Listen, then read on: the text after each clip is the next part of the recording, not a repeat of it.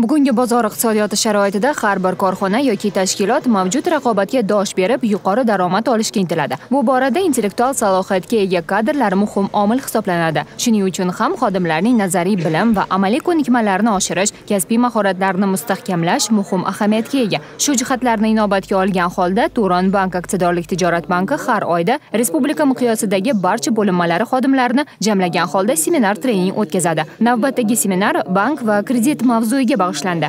Unda moliya muassasasining investitsiya faoliyatini muvofiqlashtirish va loyihalarni boshqarish markazlari, kreditlash va xatarlarni boshqarish departamentlari xodimlaridan iborat 300 ga yaqin mutaxassis ishtirok etdi. Seminar avvalida moliya muassasasi faoliyati davomida amalga oshirilayotgan ishlar va kelgusidagi rejalar haqida so'z yuritildi. Taqdim etilgan ma'lumotga ko'ra 2020-yil 1-yanvar holatiga ko'ra bank kapitali 1.1 trillion so'mni tashkil etdi. Shu bilan birga Turon bankning 2020-yil uchun kredit siyosati, kreditlarni monitoring qilishga qo'yiladigan talablar hamda garovga qabul qilinayotgan mulklarni baholashda e'tibor qaratilishi lozim bo'lgan jihatlar ham ko'rib chiqildi. Shu o'rinda qayd etish kerakki, Turon bank tomonidan taqdim etilayotgan kreditlarning asosiy manbalari Jahon banki, Osiyo taraqqiyot banki, Xitoy Eksim banki, Arab banklari singari xalqaro moliya institutlari bilan yo'lga qo'yilgan mustahkam hamkorlik va uning natijasida jalb qilingan resurslar hisoblanadi. O'quv seminari davomida kredit axborot tahliliy markazi va Markaziy bank vakillari ham mavzu yuzasidan yig'ilganlarga qo'shimcha ma'lumot berib, bu yo'nalishda joriy etilayotgan yangiliklar haqida ularni xabardor etishdi.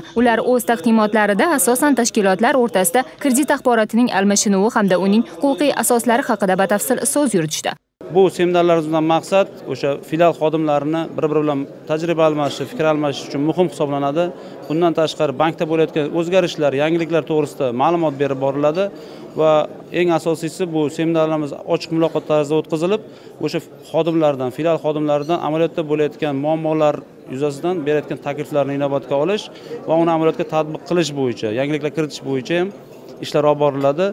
Qizg'in bahs-munozaraga boy bo'lgan tadbirda yosh xodimlarning ishtiroki ular uchun samarali bo'ldi desak mubolag'a bo'lmaydi. Sababi ular o'zlarini qiziqtirgan savollarga javob olish bilan birga bank xizmatlari va faoliyati bilan bog'liq g'oya hamda takliflarini bildirishdi. Umuman olganda seminar respublikaning barcha hududlaridagi bo'linmalardan tashrif buyurgan xodimlarda katta taassurot qoldirdi. Seminarning ikkinchi kunida esa bankirlar uchun Azim Toshkent shahri bo'ylab sayohat uyushtirildi.